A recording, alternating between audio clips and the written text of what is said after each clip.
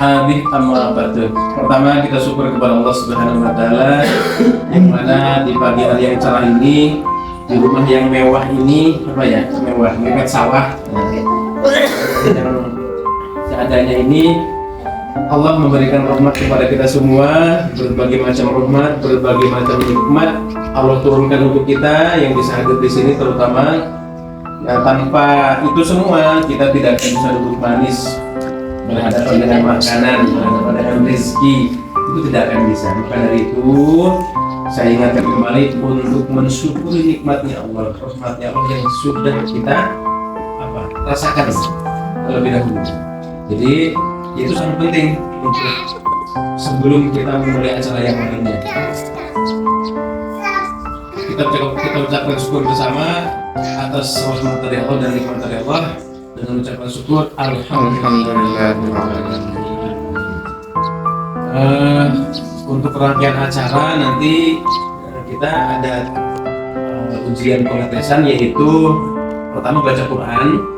Ya, baca Quran ini memang dari pusat ditujukannya, niat utamanya adalah salah satunya untuk menjaring antara muslim dan non muslim.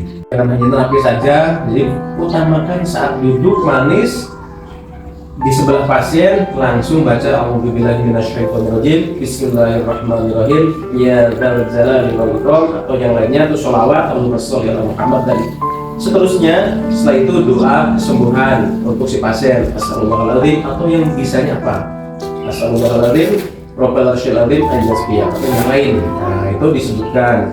Nah setelah itu kalau si pasien memang ternyata diam, tidak banyak bicara, ya kita sambil baca Quran, tapi hanya cukup mulut yang bergerak, tidak bersuara. Contoh, misalnya baca Qul huwallahu ahad, Allahu shomad, lam yalid wa lam yulad, tapi mulut itu saja yang bergerak. Nah, dengan baca Quran itu juga untuk menghalau energi negatif dari si pasien, ya kan? Semua terapis tukang urut rata-rata kasusnya di energi negatif. Makanya terjadilah grounding. Kalau terjadi grounding, si terapis banyak yang tumbang tanpa disadari, padahal nggak punya keluhan.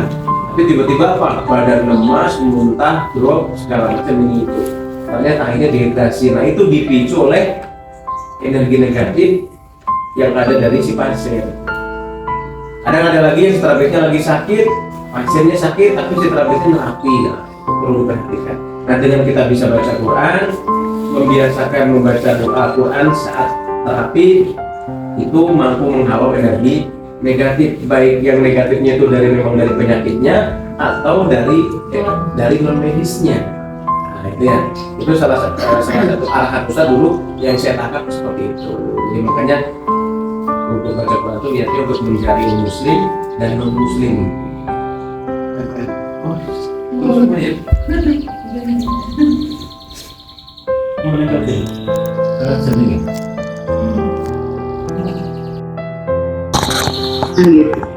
Oh gitu. Ya gitu ya. Udah on? Oke, jadi harapannya memang untuk membaca Al-Quran ini supaya dimaksimalkan, jangan hanya dibilang formalitas, jangan apalagi itu dibilang formalitas. Kemarin saat Rafat aja sampai sebetulnya baca Quran itu hanya formalitas aja, akhirnya banyak yang ngebantah. Tidak, jadi baca Quran itu memang di ujian ini sangat penting. Nah tapi nanti setelah ujian soal baca Quran diutamakan, dalam prakteknya harus diutamakan dan harus diperbanyak ayat-ayat atau potongan-potongan ayat Al-Quran yang ditujukan khusus untuk ruqyah, untuk penyembuhan. Ruqyah juga intinya penyembuhan kan, untuk ruqyah gitu. Dan sebetulnya terapis itu sebetulnya harus semi ruqyah, ya kan? Tapi kalau memang mau menggeluti khusus ruqyah, oke, nggak apa-apa, itu lebih bagus lagi. Tapi minimalnya semi ruqyah. Jadi adalah sekitar 5-6 potongan ayat yang khusus untuk ruqyah. Jadi saat misalnya Teh Sophie lagi notok, tiba-tiba yang ditotok kesurupan, tiba-tiba yang ditotok nyikikik. Kayak saya dulu pernah notok istrinya polsek di Kabupaten Kuningan salah satunya, sedang ditotok langsung langsung kepalanya itu langsung kepalanya melirik ke saya, langsung nengok ke saya dengan mata terbuka lebar, tapi persis sama kayak kuntilanak. Jadi sampai panjang. Nah, itu yang nganternya supirnya sampai ketakutan. Pak, kok malah jadi kayak gitu? Nah, gitu. Jadi apa namanya tuh? Dengan kita benar-benar mempelajari Al-Qur'an ini, ya supaya supaya benar-benar dipentingkan, jangan sampai dianggap sepele gitu. Bahkan saya juga kadang kalau pasiennya diam terus aja saya baca Quran gitu, kadang baca Quran gitu kalau pas ini tuh. Nah setelah saya jadi terapis sungguhan kira-kira selama adalah sekitar hampir 2 tahun, saya merasa punya pemikiran bahwa terapis itu ya harus bisa ruqyah. Ternyata terapis harus bisa ruqyah, siapapun itu ya. Salah satunya emang karena untuk itu tadi, jadi khawatirnya saat kita nerapi, bahkan saya punya kasus nih, si pasien itu sedang diterapi, tapi ternyata dia sedang dalam proses, lamun bahasa ini namanya santet atau guna-guna, itu sedang dalam proses, si dukunnya itu murah ngirim, nah sedang proses. Ketika kita totok, kan yang namanya notok memperlancar peredaran darah, sedangkan dalam dalilnya si jin itu apa? Iya, jeri macerota, mengalir dalam aliran darah. Lah kalau darahnya kita ganggu, darahnya kita uyal-uyal, kita bersihkan, kita lancarkan, yang jadi rumahnya si jin dalam darah itu dalam pembuluh darah arteri maupun vena, dia akan reaksi, biasanya seperti itu. Istri saya juga waktu notok pernah pulang-pulang ketakutan. Kenapa? Oh, lagi ditotok di sini segala macam, langsung nangis sendiri, gemeter sendiri orang itu kayak mau reaksi. Nah, itu kan contoh. Makanya istri saya kalau dari rumah jangan pernah lupa baca Bismillahirrahmanirrahim dari rumah kalau niat menotok. Nanti di jalan pas naik kendaraan baca doa Bismillah. Subhanalladzi sakhkhara lana, baca doa kendaraan. Terus nanti sampai sana baca Allahumma inni a'udzubika min jahdil bala wa tarukis saqo. Itu kan termasuk doa-doa untuk terhindar dari bala atau fitnah-fitnah yang lain atau cobaan-cobaan yang lain. Ternyata penting. Nah, istri saya ngalamin sendiri. Akhirnya sekarang ketakutan, maksudnya tuh ketakutannya jadi motivasi bahwa ternyata kita sebagai terapis harus bisa berdoa untuk ayat ruqyah, bisa baca Quran minimal ayat-ayat ruqyah. Contoh Alif Lam Mim, ayat kursi, Al-Baqarah terakhir tuh ya Sofi, yang lillahi ma fis samawati. Itu kan hadisnya yang membaca 3 potongan ayat tadi, Alif Lam Mim sampai 5 ayat, ayat kursi, terus surat Al-Baqarah terakhir yang dimulai dari lillahi ma fis samawati, maka kalau dibaca pagi dan sore, dirinya akan terhindar dari yang namanya tenun atau santet. Nah, dalam hadisnya seperti itu. Jadi akan terbebas dari yang namanya tenun atau santet. Apalagi itu kan Al-Baqarah. Al-Baqarah itu adalah salah satu ayat ruqyah yang paling kuat di antara Quran yang lainnya. Makanya kalau kita mau ruqyah rumah, itu kan di dalam hadisnya diusahakan bacakan surat Al-Baqarah 1 kali dudukan sampai habis. Nah, itu ya. Itu sedikit pemahaman tentang baca Quran. Jadi makanya Teh Sopi, terus Bu Neneng, tapi insya Allah udah pada bisa baca Quran ya mungkin ya. Cuman untuk lebih ditingkatkan lagi dalam hafalan ayat-ayat ruqyahnya gitu ya. Itu jadi pertama baca Quran, yang kedua nanti ada pengulangan atau pengetesan tentang wawasan totok punggung. Pertama kita harus tahu visi misinya totok punggung itu apa, terus SOP-nya apa, itu nanti diingat. Karena kalau sudah standarisasi, jadi pikirannya gini, jangan hanya karena mau diuji. Kita harus punya perasaan, kalau saya sudah standarisasi, masa nggak tahu lah visi misi itu apa isinya, SOP totok punggung itu apa sebetulnya. Jadi tahu. Saya yakin kalau sudah belajar nanti tentang ini semua, suatu saat akan ketemu pasien yang kritis. Pak, kenapa nyeri di dia bisa ke dia? Pak, ini kenapa begini? Pak, totok punggung itu dari mana sih asalnya? Pendirinya siapa? Terus penciptanya siapa saat pertama di Indonesia? Nah, jadi kita harus tahu kalau sudah standarisasi. Namanya juga standar, dari mulai ilmunya, informasinya, otomatis harus distandarkan, gitu ya.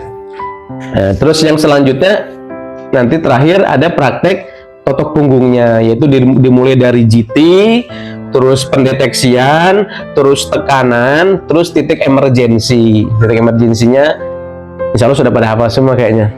Terutama Bu Titin udah hafal nih. Mungkin itu sedikit pembukaan dari saya untuk membarokahkan waktu dan memangkas waktu agar bisa lebih maksimal gitu ya. Cukup sekian pembukaan dari saya, sedikit penyampaian dan sekaligus mewakili tuan rumah. Monggo silahkan mangga dinikmati hidangan yang ada. Jika ada kurang lebihnya dari hidangan kami mohon maaf. Ya adanya itu ya. Nah itu adanya gitu ya, silahkan dinikmati. Ada kurang lebihnya saya mohon maaf yang sebesar-besarnya. Saya tutup, akhiru kalam, wassalamualaikum warahmatullahi wabarakatuh. Monggo silahkan bisa dimulai. Mau dari siapa dulu?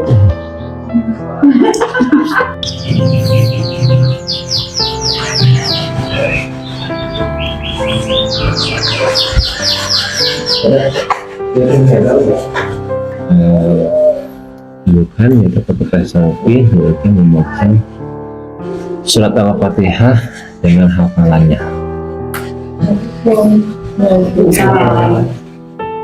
A'udzu billahi minasyaitonir rajim. Bismillahirrahmanirrahim. Alhamdulillahi rabbil alamin. Ar-Rahmanir Rahim. Maliki yaumiddin. Iyyaka na'budu wa iyyaka nasta'in. Ihdinas siratal mustaqim.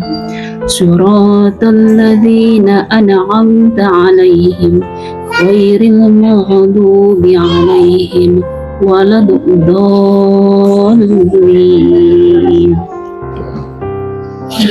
Al-Baqarah 2 ayat dari awal.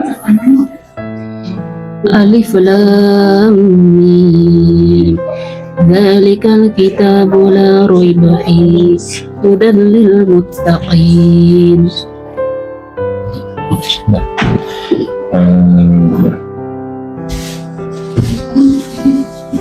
Langsung KW suruh ditunjuk diambilin gitu. Jadi ketika nanti ada pemahaman, kok pengurus ini nggak diajak bicara, ini nggak diajak bicara, ya karena memang yang nunjuk langsung dari PW gitu ya. Jadi biar tidak ada miskomunikasi. Ya, gitu. Ya mungkin itu aja.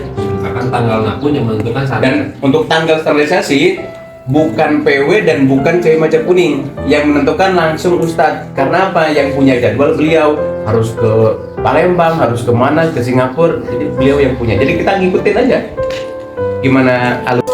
Iya potret atau Ini potret. potret Ari mungkin itu lah bagian Aina. Dokumen memang. Iya, tapi harga lobet. Olah polanya. Musim.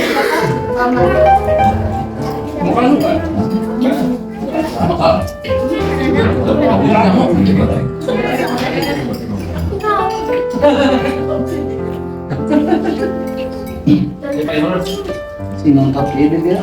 Dulu sekali lain. Assalamualaikum warahmatullahi wabarakatuh. Waalaikumsalam warahmatullahi wabarakatuh.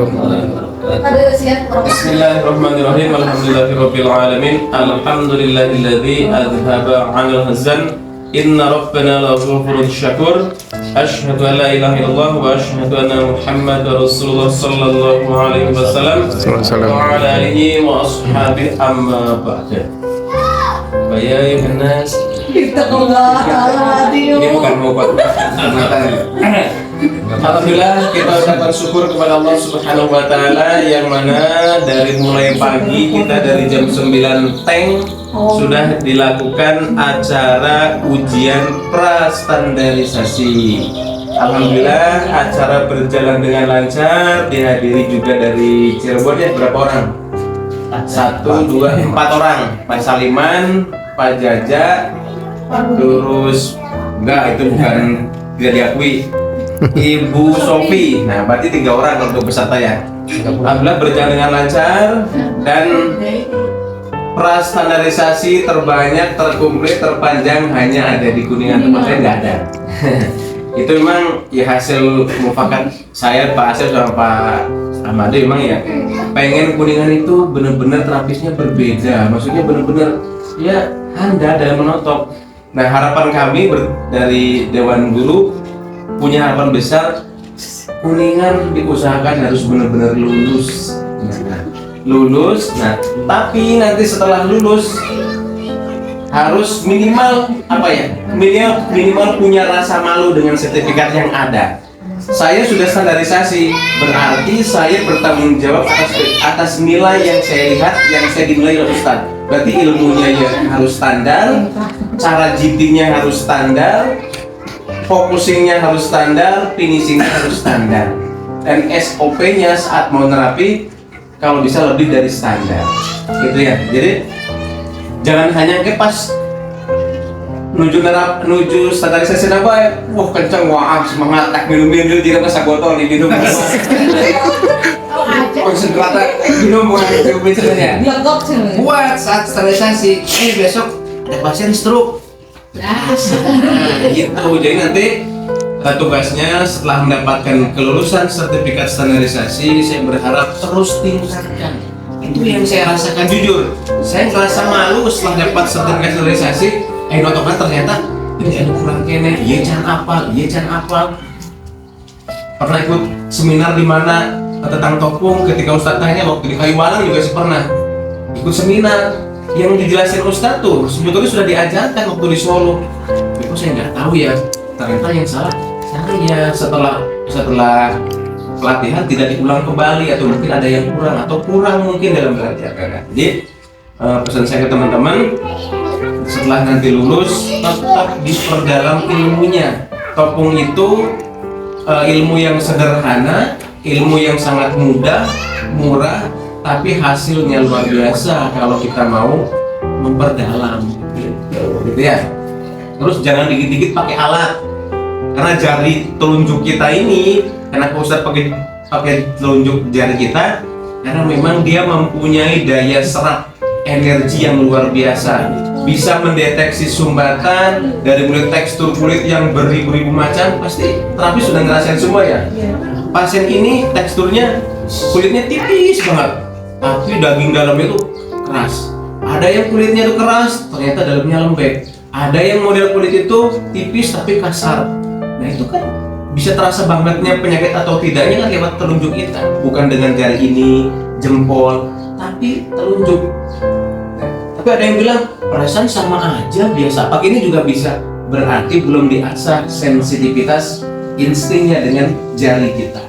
Itu yang saya rasain. Dulu juga saya bilang sama, wah perasaan. Tapi Ustadz bilang terus lakuin, jangan pernah berhenti untuk belajar melatih sensitivitas tangan kita dengan insting kita. Ya benar, sekarang rasa begini yang diomongin Ustadz. Gitu ya harapannya.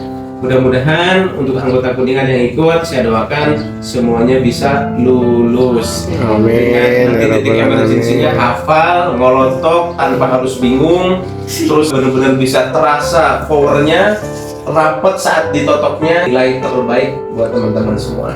Coba ya. Mungkin itu yang bisa saya sampaikan. Ada kurang lebihnya saya mohon maaf yang sebesar-besarnya. Jika ada yang mau ditanyakan atau mau belajar lagi, silahkan, masih ada waktu 1 minggu. Nah, untuk Pak siapa nama tadi? Pak Saliman, mohon maaf ya Pak ya.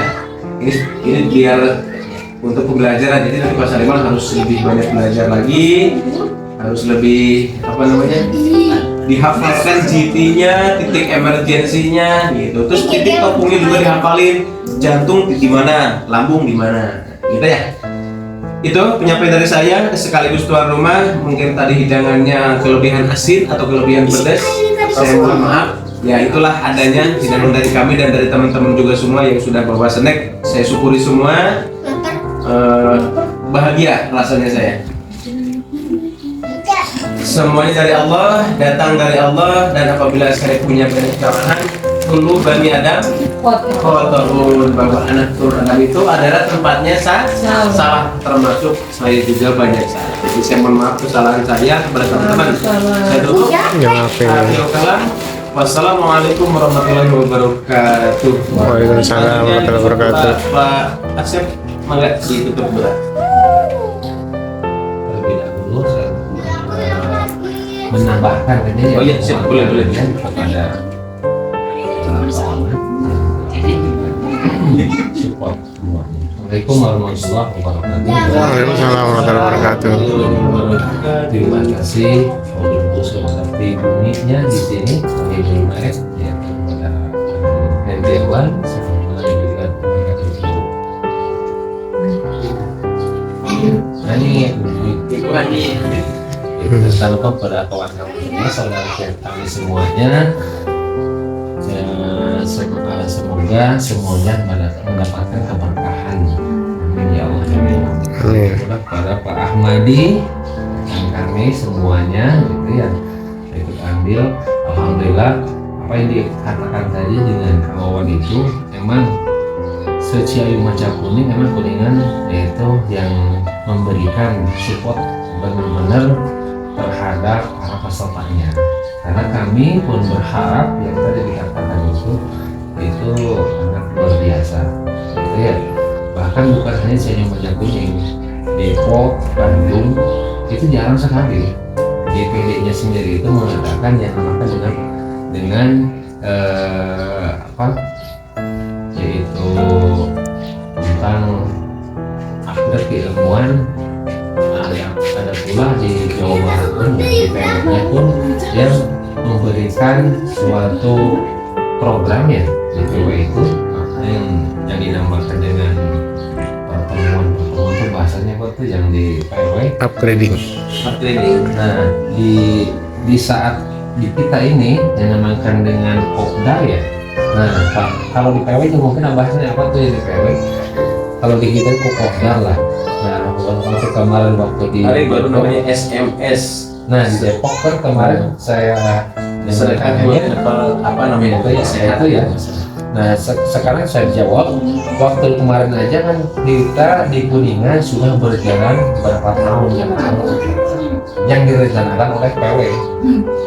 Nah kita pun sudah berjalan bertahun ya tentang acara kemarin. Ya alhamdulillah kemanfaatan itu amat sangat besar menurut saya dan kawan pun sama itu ya.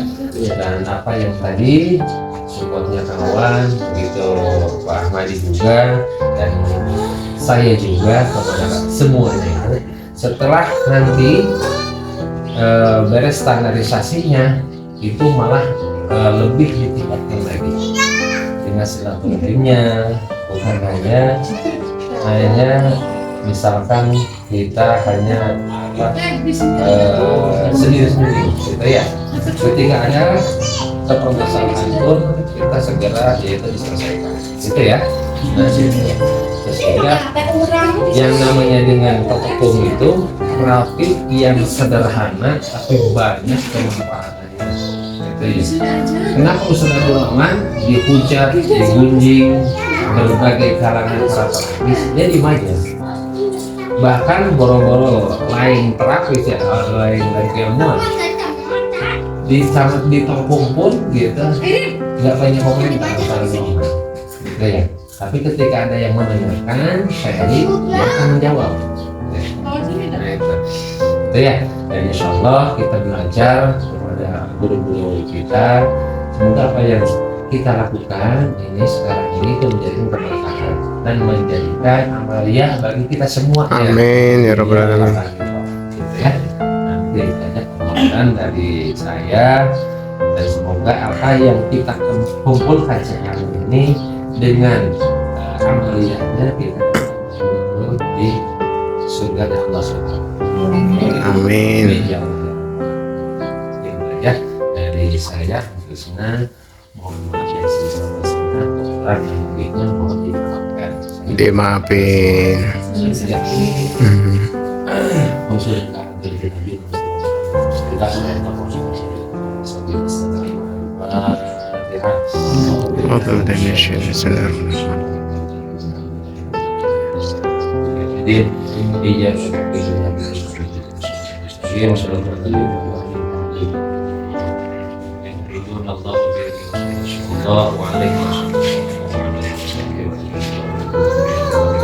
ajma'in.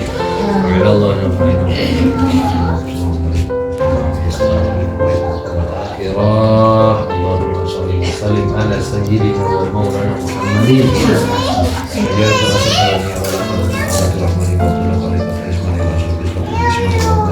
أسفل الأغنية وخزائن العلوم الاستفائية شيبة الأصلية والمجد الثانية والعالية ومن درجة نبينا تقدم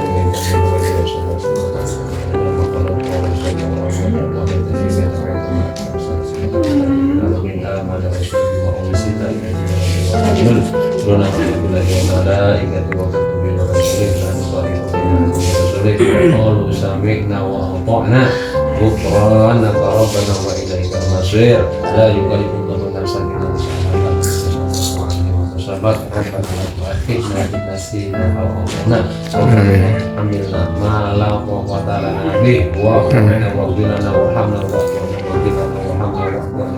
وارحمنا أنت مولانا فانصرنا على القوم الكافرين ربنا آتنا في الدنيا حسنة وفي الآخرة حسنة وقنا عذاب النار صلى الله عليه وسلم وعلى اله وصحبه وسلم سبحان ربك رب العزه عما يصفون وسلام على المرسلين والحمد لله رب العالمين. آمين. أعوذ بالله من الشيطان الرجيم. بسم الله الرحمن الرحيم. الحمد لله رب العالمين الرحمن الرحيم مالك يوم الدين إياك نعبد وإياك نستعين اهدنا الصراط المستقيم صراط الذين أنعمت عليهم غير المغضوب عليهم ولا الضالين آمين. Alhamdulillah. Enggak, saya ini Tatak punggung. Profesional, kuat, berkah. Alhamdulillah.